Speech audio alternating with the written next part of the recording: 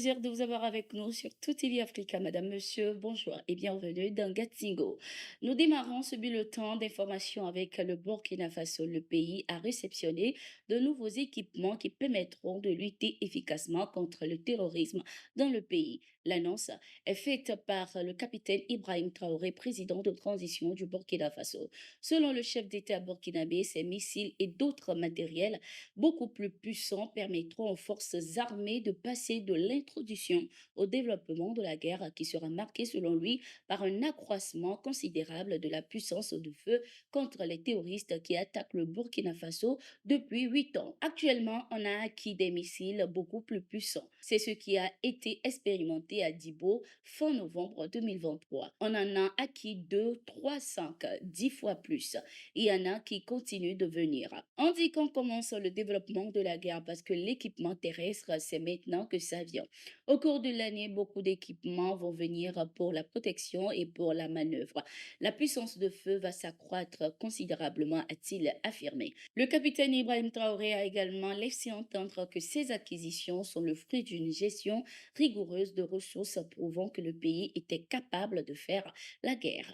La Russie vient de lancer un appel à la CEDEAO à dialoguer avec les pays de l'AES, notamment le Burkina Faso, le Mali, le Niger, pour relever le défi sécuritaire dans leurs différents pays. Cet appel lancé par la Russie a été fait à travers sa représentante permanente adjointe auprès des Nations Unies, Anna Evtianieva. C'était également l'occasion pour la diplomate russe d'apporter son soutien à l'Alliance des États du Sahel. La diplomate a indiqué lors d'une réunion sur les activités du bureau de l'Organisation des Nations Unies pour l'Afrique de l'Ouest que les autorités du Mali, du Burkina Faso et du Niger ont bien fait de s'engager sur la voie de l'intégration globale qui prévoyait, entre autres, la signature d'un pacte de défense acté le 16 septembre 2023. Selon elle, l'Alliance des États du Sahel permettra d'anéantir les terroristes situés dans le triangle Liptako-Gourmand et les extrémistes tels que Daesh dans le Grand Sahara et Al-Qaïda qui sont de plus en plus actifs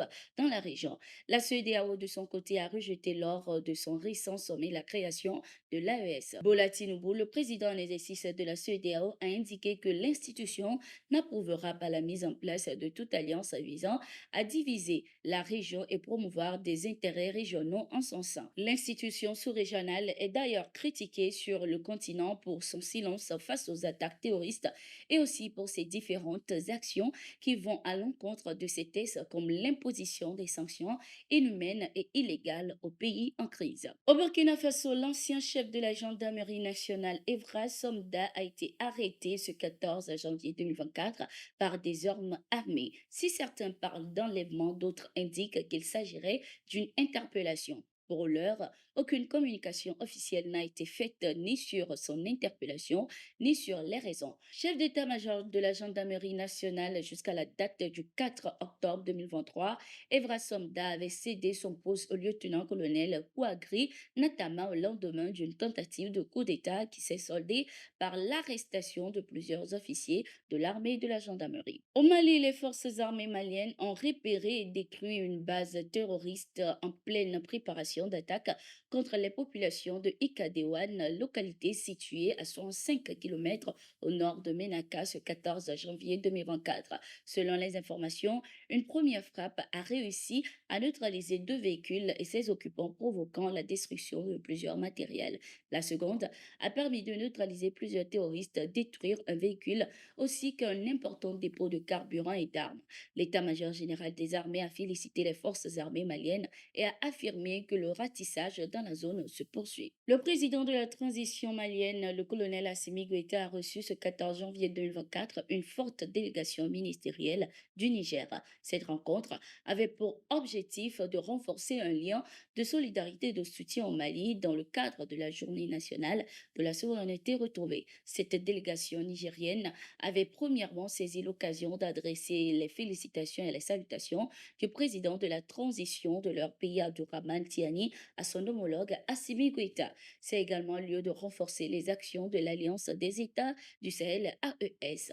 C'était également l'occasion pour les pays de l'AES de renforcer leur coopération dans le domaine sportif.